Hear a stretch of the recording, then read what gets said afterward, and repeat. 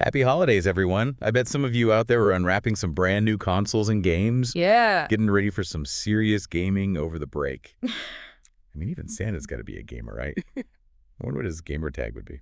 Uh, if you ask me, Santa's probably got like a legendary World of Warcraft account Oh, totally. from way back in the day. You know, just rocking like a level 80 torrent shaman or something. I could totally see that. All right, well, speaking of epic universes today, we are diving deep into Marvel Rivals, this new hero shooter that everyone is buzzing about. Now, you are a huge Marvel fan, so I know you're going to love this Oh, one. yeah, I'm pumped. We've got reviews from all the usual suspects, IGN, PC Gamer, and even some international perspectives. Yeah. So we're getting the full picture here. The big question is, can this game really stand up against the giants in the hero shooter genre? Well, that's the million-dollar question, isn't it? And from what I've gathered, I think it definitely has the potential, but it's not without its challenges. Okay, I'm intrigued. So let's start with the basics. You know, it's your classic 6v6 team-based action, familiar objectives like payload escort and point capture. Right. But the real draw, at least initially, is the sheer size of the hero roster. I mean, they launched with 33 playable characters. 33. Yeah, it This is. is an insane. Even Overwatch didn't have that many at launch. I'm already feeling a little choice paralysis. Are they at least categorized into like the usual roles like tank damage support? Yeah, they are. So they've got vanguards, which are your tanks, you know, Hulk smashing things up front, duelists for your damage dealers like Hawkeye, Makes sense. and then strategists for the support roles, which includes some interesting choices like Jeff the Landshark. Hold on, did you say Jeff the Landshark? Like the meme? Is this It- real? Oh, it's totally real. His whole thing is swallowing enemies and then leaping off the map to take them out with him. That is both hilarious and terrifying. I need to see this in action. Okay, but 33 heroes? That's a lot to handle. What are the reviewers saying about how accessible this game is for new players? So that is one of the main concerns I've noticed. A lot of reviewers feel like it's a bit overwhelming for newcomers. You know, that's that classic hero shooter problem. Yeah. When you have such a massive roster with all these diverse abilities, it can be tough to find your footing. You've got a huge learning curve right out of the gate. Yeah, I get that. Yeah. It's hard enough learning the maps in game modes, let alone trying to figure out what 33 different heroes do. Mm-hmm. But the Marvel angle has to be a big draw, right? Oh, absolutely. The reviews consistently praise the game's presentation. Okay. It's slick, it's polished, it really captures that Marvel feel, both visually and in terms of the sound design. That's good to hear. Yeah, and they've done a really interesting thing with the hero kits, too. Oh, yeah. How so? So it's not just about each character's powers. They've actually tied the kits into their personalities and relationships from the comics. Oh, that's cool. Give me an example. How does that play out in the game? Okay, so they have this team-up mechanic where specific hero pairings unlock these unique abilities. Like Rocket Raccoon can actually ride on Groot, which boosts Groot's damage and defense. Oh, that's awesome. Or if you pair Star-Lord with Adam Warlock, Star-Lord gets a self-revive. Wow. So it adds this whole other strategic layer to team composition. I like that. It's not just about picking your favorite hero. You have to actually think about synergy and team dynamics. Exactly. And it's something that veteran hero shooter players will really appreciate. Were there any hero designs that really stood out to you? You know, ones that were particularly well executed or innovative? Yeah, were there any that surprised you? Well, one that I thought was really clever was Moon Knight. You know, in the comics, he's got this whole multiple personality thing going on. Right, yeah. So in the game, his abilities actually change depending on which personality is dominant. Oh, wow. That's so cool. Yeah, so one personality focuses on ranged attacks, another one's a brawler, and then the third actually enhances his healing and support abilities. So they really leaned into his character. That's awesome. Exactly. It's not just slapping a skin on a generic hero model. They're really thinking about how to translate the core essence of the character into the gameplay. I love that attention to detail. And it makes him a very versatile pick, too, right? Which could be good or bad depending on how balanced he ends up being. Yeah. And that brings us to one of the big concerns that I've seen popping up, balancing issues. Right. Some heroes like Hawkeye and Scarlet Witch are already considered overpowered, which is making some of those matches feel a little one-sided. Yeah, balancing is always like the biggest challenge in hero shooters, isn't it? It's such a tightrope walk. For sure. You want every hero to feel unique and powerful, but if one is too strong, it throws the whole game off. Speaking of shaking things up, what about the maps? Are they just generic arenas, or did they get creative with the environment? They definitely didn't play it safe with the maps. Okay, good. We've got Tokyo 2099, Asgard, even a Savage land map. Wow. And all of them have destructible environments, so you can blast holes in walls to create new flanks or collapse bridges to cut off enemy advances. I love that.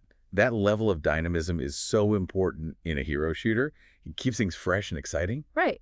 And it's not just cosmetic either. The Right. map destruction can actually influence the flow of combat and force teams to adapt their strategies. Okay, I'm sold on the maps. Yeah. I love that level of interactivity.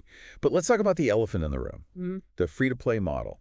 Is it truly cosmetic, or is there some pay-to-win lurking beneath the surface? So this is where things get a little tricky. Uh-oh. The developers insist that all the microtransactions are purely cosmetic. Okay. You get all the heroes unlocked from the start, so it's not like you have to grind or pay to access them. That's a good sign. Yeah, the microtransactions are for things like skins, emotes, victory poses, but... There's always a but, isn't there? Right. The pricing is a major point of contention. Okay. Individual skins can cost upwards of like $15, Yikes. which is pretty steep even for dedicated players.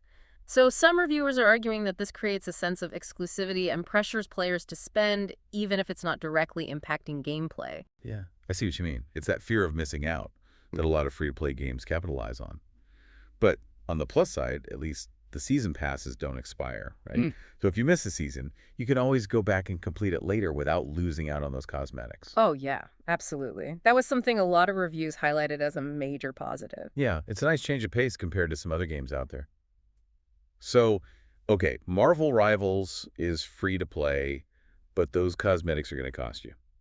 What about the overall gameplay experience? How does it compare to the big names like Overwatch? So that's where we get into more subjective territory. Okay. The reviews are pretty divided on this. Interesting. Some praise the fast-paced, chaotic action, Yeah. saying it's like a breath of fresh air compared to the more strategic and methodical gameplay of Overwatch. Yeah. But others argue that it makes the game feel too messy and less satisfying from a tactical standpoint. So it sounds like it might appeal more to the casual crowd who just want to jump in and have some fun, rather than the hardcore competitive players looking for a more strategic experience. That seems to be the general consensus. But, it's still early days. Right. A lot can change with balance updates and tweaks to the game modes. It's also worth noting that Marvel Rivals did launch with full crossplay support, which is a huge win for the community. Yeah, crossplay is pretty much essential for any online multiplayer game these days. Yeah, it keeps the player base healthy and ensures you can always find a match, no matter what platform your friends are on. Exactly. Speaking of community, another hot topic is the lack of a role queue at launch. Yep. The role queue debate, a classic hero shooter dilemma. So for those who might not know, can you quickly explain what a role queue is and why it's so controversial? Yeah, so a role queue is basically a system that lets players select their preferred role tank damage support Right. before they even queue up for a match. It guarantees a more balanced team composition, and it prevents those frustrating scenarios where everyone wants to play DPS and no one wants to tank or heal. Yeah, we've all been in those matches Right. where it's like a DPS free-for-all, and it's just not fun for anyone. So are players demanding that Marvel Rivals add a role queue, or are they okay with the current free-for-all approach? It's a real mixed bag, as you'd expect. Yeah. The competitive players, the ones who are taking this game seriously and thinking about ranked play, they're definitely pushing for a role queue. Makes sense. They argue that it's essential for creating a balanced and competitive environment. But then you've got this other group who prefer the freedom of the current system, Right. saying it allows for more flexibility and experimentation. Yeah, I can see both sides of the argument. On the one hand, a role queue can make the game feel more balanced and strategic. But on the other hand, it can also limit player choice and make the game feel less spontaneous and fun. Exactly. It's a tough call for the developers. They have to weigh the pros and cons and decide what's ultimately best for the long-term health of the game. Right, it's all about finding that sweet spot. Yeah. Okay, so we've talked about the highs and lows of Marvel Rivals, the massive roster, the cool hero designs, the chaotic gameplay, the pricey cosmetics, the lack of a role queue. But what about your personal experience with the game? What stood out to you? Did you have a favorite hero that you kept gravitating towards? I did. I've actually been having a blast with Hawkeye. Really? Oh. Hawkeye. Not exactly the flashiest hero in the roster. What is it about him that you found so compelling? Well, I've always been a sucker for skill shot heroes in these games. Okay. You know, the ones that reward precision aiming and timing. Right. And Hawkeye is all about that. That's true. I guess he doesn't have any flashy teleports or energy blacks or anything like that. Hmm. It really is all about landing those arrows. Yeah. What are some of his trick arrows like? Oh man, his kit is so much fun. Yeah. He's got your standard arrows, of course, but the trick arrows are where it gets really interesting. Okay. One that I particularly enjoyed using was the sonic arrow. It basically acts like a sonar pulse. It reveals enemy locations even through walls. Oh, that's clever. Yeah, it's super useful for scouting ahead or for flanking maneuvers. So not just damage, but a strategic element too. Exactly. And that's what I love about Hawkeye's design. He's not just about raw damage output. He's about outsmarting your opponents and using your arrows strategically to control the battlefield. You sound like a true Hawkeye convert. What about his ultimate ability? What kind of chaos can he unleash with that? His ultimate is called Hail of Arrows. Ooh, sounds intense. It basically turns him into an arrow-launching turret. It rains down explosive arrows on a targeted area for a short duration. Ooh, that sounds devastating. I can imagine wiping out an entire enemy team with that if you time it right. It is definitely satisfying to pull off. There was this one match where I used it to clear out a point capture and secure the win for our team. It was pure adrenaline. Okay, you've officially sold me on Hawkeye. I need to give him a try. What about you? Have you given much thought to the esports potential of Marvel Rivals? I have, actually. It's a topic that's generating a lot of buzz within the community. Yeah, I can see why. It's got all the ingredients for a successful esport: fast-paced action, strategic depth, a diverse roster of heroes, and a massive global audience, thanks to the Marvel brand. Are there any potential roadblocks you see? Oh, definitely. The biggest one, in my opinion, is the balancing issue we talked about earlier. Right. If they can't get a handle on the hero balance and create a truly competitive environment, then the esports scene is going to struggle to take off. Yeah, that's a good point. No one wants to watch a game where the outcome is predetermined by which team has the most overpowered heroes. Exactly. And then there's the whole free-to-play model. How are they going to monetize the esports scene without alienating the casual player base? Right. Will there be exclusive esports skins or other items that create a sense of separation? Yeah, that's a delicate balancing act. Yeah. They need to find a way to support the esports scene financially without making it feel like a pay-to-win environment for the casual players. Right. And they also need to create a viewing experience that's engaging and accessible for both hardcore fans and newcomers. Yeah. Marvel Rivals can be a very chaotic game to watch. With so much happening on screen at once, they need to find a way to present the action in a way that's clear, concise, and exciting for viewers. Good point. It's not enough for the game to be fun to play. It also needs to be fun to watch if they want to build a successful esports scene. Right. But let's assume they can overcome those challenges. What kind of format do you think would work best for Marvel Rivals esports? Well, I think the traditional 6v6 format would be a good starting point. Yeah. It's familiar, it's easy to follow, and it allows for a lot of strategic depth. Right. But they could also experiment with other formats like 3v3 matches, Okay. which would put even more emphasis on individual skill in hero mastery. Yeah, I could see that being really exciting for viewers. Seeing those one-on-one duels and clutch plays would be intense. Absolutely. And they could even introduce special game modes specifically designed for esports with unique objectives and challenges that really test the player's strategic thinking and teamwork. Ooh, like a King of the Hill mode, where teams fight over control of a single point on the map. Yeah. Or a capture the flag mode, where teams have to steal an artifact from the enemy base. Exactly. Those kinds of game modes would add a lot of variety and excitement to the esports scene. Well, it sounds like the future of Marvel Rivals esports is wide open with possibilities. I'm excited to see how it all unfolds. But for now, let's take a quick break, and when we come back, we'll delve deeper into the game's dynamic maps and destructible environments. That's good to me. And you know what's crazy? I've been playing a ton of Hawkeye on these maps. Really? Hawkeye. Why him? I mean, out of 33 heroes, he wouldn't have been my first pick. You know, I've always been a sucker for those games that demand pinpoint accuracy, you know? Yeah. Where timing and precision are everything. Well, Hawkeye's kit really leans into that. I see your point. I mean, he doesn't have the flashy teleports or energy beams some of the others have. Nope. It's all about mastering those trick arrows. So which one is your go-to? Oh, there's so many fun ones, but I think the sonic arrow is the most strategically interesting. Okay. It's like a sonar pulse. It reveals enemy locations even through walls. Oh, that's cool. So useful for scouting ahead or if you want to set up a nice flank. So it's not just about damage, it adds like a layer of tactical awareness to the game. Exactly. It's not just running and guns blazing. You're thinking about positioning, timing, using your arrows to control the flow of battle. You seem to have a thing for those heroes that reward skill and strategy over just raw power. Guilty as charged. But Hawkeye's no slouch when it comes to damage either. Yeah, His ultimate ability, Hail of Arrows, it's absolutely devastating. like that. Turns him into like a walking turret, raining down explosive arrows on a targeted area for a short time. Wow. Sounds like a great way to clear out an objective or shut down a push. Yeah. Oh, it is. I had this one match where I used it to wipe out an entire team that was trying to capture a point. Pure adrenaline. That's awesome. Yeah. We touched on the destructible environments earlier. I think it's such a brilliant addition to the game. What do you think? Oh, absolutely. It adds a level of dynamism you don't often see in hero shooters. Right. You're always having to adjust your strategy as the environment changes around you. Totally.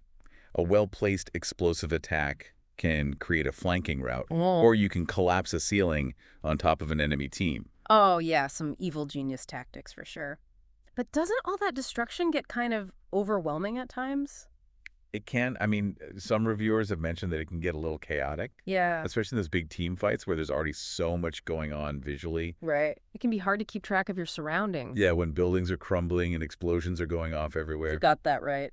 And some reviewers also felt that those random map events, while fun and unpredictable, Yeah. sometimes felt a bit disruptive or unfair. Like, if you're about to secure a point, and suddenly that Mujaji the Life Giver event triggers Oh, yeah. and obscures everyone's vision with that thick mist. Yeah, giving the enemy team a chance to regroup. Exactly. So it's a balancing act for the developers. Yeah, for sure. They need to make sure those elements enhance the gameplay without creating scenarios that feel cheap or frustrating. For sure. I think those random map events are such a cool way to tie narrative elements into the gameplay. Absolutely. They're not just random occurrences. They tie into the lore of that location. Right. Adds another layer of depth to the experience. Yeah. For example, how does a map event tell a story? Well, on the Asgard map, you've got the Bifrost Bridge event. Yeah. Suddenly that iconic rainbow bridge appears, and it creates a temporary pathway across the mountain. Cool. And it's not just a convenient shortcut. It's a direct reference to Norse mythology and how Asgardians travel between realms. I love those little details. Me too. That's awesome. It makes those events feel more meaningful and connected to the lore. Totally. They're not just random gameplay mechanics thrown in for chaos. So we've got awesome maps, destructible environments, random events.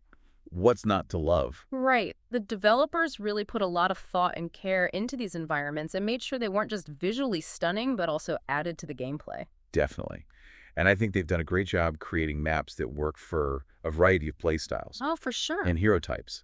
It doesn't matter if you're a close quarters brawler, a long-range sniper, a stealthy flanker. It's all there. There's a map and a strategy for you. Couldn't agree more. But I think beyond that, the maps really immerse the player in the world of Marvel Rivals. They do. They're not just generic arenas. They're vibrant, detailed recreations of these beloved locations from the Marvel Universe. You're so right. It's like stepping right into those comic book pages and experiencing those iconic locations firsthand. Yes. You got the futuristic cityscape of Tokyo 2099, the mythical realm of Asgard, and the prehistoric jungle of the Savage Land. All there. Each map offers a unique visual and thematic experience. It really does. And the detail is amazing. They captured the essence of these locations down to the smallest detail. It's fantastic. Yeah. Okay, so we've covered the maps, the destructible environments, the random events. Ah. What about the storytelling? Ah, yes. We can't forget about the storytelling. Like we said before, Marvel Rivals is primarily a multiplayer-focused game, Yeah. but it doesn't just ignore the narrative entirely. Right. It's not like a single-player game with the super complex plot and cutscenes, Yeah. but they found some really clever ways to weave storytelling into the gameplay. Exactly. One of the best ways they do this is through the character interactions. Oh, yeah. During matches, you'll hear heroes and villains exchanging banter and taunts. Well, I love those little moments. It Yeah. really gives you a glimpse into the character's personality and their rivalries. Totally. And it shows they're not just throwing in random lines. Yeah. They've thought about how these interactions reflect their relationships and personalities. Do you have any favorite examples? Tons. But one that always cracks me up is when Spider-Man defeats Doc Ock. He'll Yeah. sometimes be like, sorry, Doc Ock, but with great power comes great responsibility. Maybe you should try it sometime. Classic Spidey. Right. Perfect blend of humor and character. Absolutely. Yeah. Okay, so those interactions add a lot of depth. Are there any other ways they've kind of woven that storytelling in? Well, the maps themselves play a big part. Oh, yeah. How so? We talked about how each map is based on a specific location. Yeah. But they're not just visually impressive, they're also packed with lore and backstory. Give me an example. Okay, so take the Wakanda map. It's not just some generic jungle environment. It's a meticulously crafted representation of Wakanda. Right. You see all the iconic landmarks, the advanced technology, the cultural elements. Like you're stepping into the world of Black Panther. Exactly. And the map design reinforces that narrative. The Wakanda map has these narrow, winding paths and dense foliage, so it really encourages stealth and close-quarters combat, which, perfectly aligns with the fighting style of the Wakandan warriors. So even the layout of the map adds to the storytelling. Yeah. That's impressive. It is. And then you've got those random events we talked about. Yeah. Do they tie into the lore as well? Some of them do. For instance, on the Asgard map, there's that Bifrost Bridge event. Oh, yeah. Where that iconic rainbow bridge randomly shows up, allowing for quick traversal of the battlefield. It's not just a gameplay mechanic, it's a direct reference to Norse mythology and the way Asgardians travel between realms. They really thought of everything. They did. That's so cool. It makes those events feel so much more meaningful and connected to the game's world. Absolutely. But do you think there's room for them to do even more with the storytelling in the future? I think so. I mean, Marvel Rivals is still relatively new. Yeah. There's so much potential there to delve deeper into the narrative. Absolutely. They could introduce more story-driven events or challenges that tie into specific comic book storylines, maybe even with unique dialogue and cutscenes. Oh, man. Can you imagine, like, playing through a limited-time event that recreates the Civil War storyline? Right. Or the Infinity Gauntlet saga? Exactly. They could even do single-player or co-op missions that focus on storytelling and character development. Give players a chance to experience the world in a more intimate, narrative-driven way.